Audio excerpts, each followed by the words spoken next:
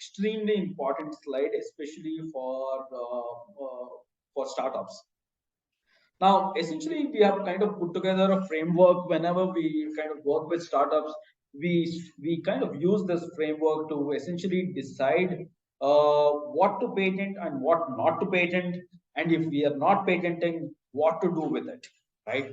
Now, typically, when we talk about large companies, every small improvement, they go ahead and apply for a patent, and they build a huge portfolio of patents, because a huge portfolio of patents has its own advantages, but the disadvantage is that yes, so there is a considerable amount of resources in terms of money spent on building that huge portfolio. However, when we talk about the startup scenario, some might have that kind of a bandwidth, but many a times startups don't really have that bandwidth to actually apply for patents on each and every small thing that they have come up with. So, which means to say that you need to kind of be very selective in terms of where do you actually put in your resources to actually patent something that is worthwhile and which actually gives you the bang for the buck. Now, starting off, let's suppose you have some kind of an innovation, right? Now, the first question that you ask is that, well, I have this innovation. Now, how easy or difficult is it to reverse engineer this particular innovation, right? So let's suppose the reverse engineering is not easy at all. It's an extremely difficult technology to kind of reverse engineer. Then actually I would go ahead and keep it as a secret. It's protected as a trade secret. I don't reveal it to anybody, right? So I keep it as a secret because it's extremely difficult for somebody to reverse engineer. So just something like this actually happens, let's say, sometimes in the field of chemistry, also happens in the field of software, right? So you could have, let's say, a search algorithm that kind of runs in the backend. There could be multiple, systems and algorithms that kind of runs in the backend, and it's kind of exposed to a very, very few people. Then yes. At the same time, the challenge is that as the organization grows, and if the technology is such that a lot of people actually exposed to the nuances of that technology, and which is actually the juice of that particular technology, then keeping it a secret becomes extremely difficult, because people kind of move from one organization to another, and when that happens, there is a possibility that there is that information leak that happens, right? So the question is not just about how easy or difficult is it to reverse engineer. The question is also about how easy or difficult is it for keeping that information a secret, right? As long as it is fairly easy, or with some amount of effort, you can keep it a secret, and the reverse engineering is actually easy, then actually consider going for a patent. Now the next question I ask is, right, yeah, given this technology, I move on from the first question to the next question, wherein we say that okay, reverse engineering is actually not that difficult, which means to say that the only way for me to protect it is using patents, because reverse engineering is fairly easy. But the next question that I ask myself is that how easy or difficult is it to work around, right? So let's suppose the technology that you have come up with, there are so many workarounds for that particular technology, right? So the same functionality or the same effect, uh, under the same economics, right? So the multiple ways of achieving all of these things, then I might consider not actually going for a patent, right? Because even if I were to go ahead and protect one aspect or one implementation of the technology, and I've spent all of those things, a competitor might just come and figure out a particular workaround for that particular technology, and then essentially implement the same kind of functionalities, same kind of features, and our patent, even though we have a patent granted, does not really give us that competitive edge. When that happens, right? So let's suppose your technology is fairly easy to work around. Now we need to kind of figure out, when that is the case, what do I do, right? One is the whole feature, if at all possible, we kind of protect it as a secret to the extent possible. The other option is what is called as defensive publication. So defensive publication means that you don't necessarily apply for a patent, but you go ahead and publish some aspect of that technology in let's say it could be as simple as a blog, or it could be a certain recognized publication. You essentially go ahead and do this defensive publication, because although you are not willing to actually spend and go ahead and apply for a patent, there is a remote possibility that somebody else might actually go ahead and apply for a patent, right?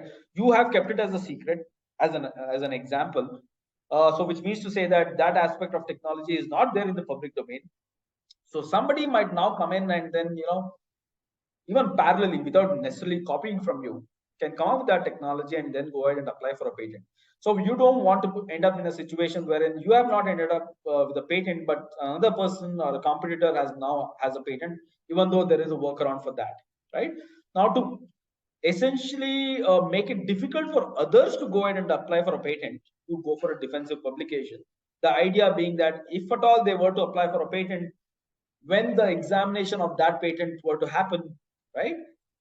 The defensive publication will be brought up during examination, and the patent should not be ideally granted. So that is the concept of defensive publication. Now, the third question that I ask ourselves is, yes, we have this technology, but is the technology even worth copying, right? So many a times the technologies could be so unique to the systems and the processes that you have, that a competitor or a third party may not even contemplate copying your technology. When that is the case, when nobody is really even willing to, or rather interested in copying your technology, why even spend so much of resources on even protecting that particular technology, right? So the question to ask ourselves is the technology even worth copying? If it is worth copying, yes, we will contemplate applying for a patent. Then the last question one should ask is, for how long will this technology be relevant, right?